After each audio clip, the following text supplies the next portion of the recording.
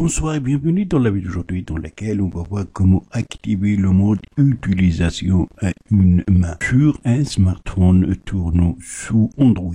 Actuellement, les téléphones ont des écrans beaucoup plus grands qu'auparavant, presque comme des tablettes, ce qui rend difficile d'atteindre tous les zones de l'écran lors de l'utilisation des téléphones avec une main lorsque l'autre main est occupée, par exemple. Donc, le mode à une main pourra être utile pour accéder à tous les coins de l'écran. Alors, pour l'activer, il faut aller dans les paramètres, ensuite aller dans Fonctions avancées,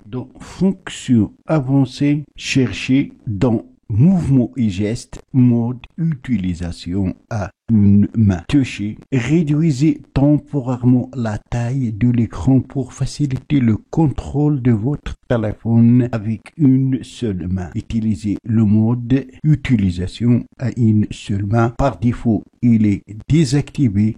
Vous allez toucher ici pour l'activer. Maintenant, vous allez choisir comment l'activer. Est-ce que par mouvement ou par touche? Ici, ça dépend des marques et de téléphone. Pour la marque Samsung, on a deux possibilités. Soit par mouvement, faites glisser un doigt vers le bas dans le centre des bords inférieurs de l'écran. Ça veut dire à partir d'ici, vous allez glisser vers le bas pour l'activer si vous souhaitez utiliser le mode mouvement. Si vous souhaitez utiliser le mode touche, appuyez deux fois sur la touche accueil qui se trouve au centre de l'appareil tout en bas. Moi, je vais choisir donc touche. Alors, pour l'activer, pour mon cas, il suffit que je touche ici sur le bouton d'accueil deux fois. Et voilà le mode utilisation à une main. Ça veut dire l'écran de l'appareil sera réduit et maintenant, je peux avec une seule main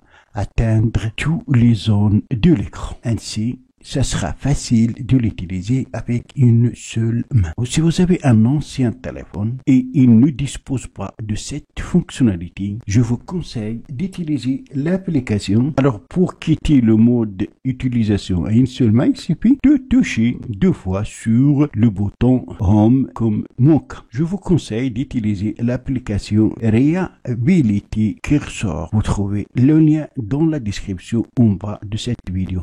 Mais cette application n'est pas compatible avec les nouveaux appareils parce que tout simplement ces nouveaux appareils disposent de cette fonctionnalité dans les réglages et vous pouvez l'activer ou la désactiver à votre choix. Et si votre smartphone est ancien, cette application fera la même tâche. Voilà donc c'est tout pour cette vidéo. Merci de l'avoir suivi. Surtout n'oubliez pas de la partager avec vos amis sur les réseaux sociaux. Et pour ne rater aucune de mes prochaines vidéos, veuillez vous abonner à la chaîne et aussi activer la cloche pour recevoir les notifications des nouvelles vidéos. À la prochaine fois.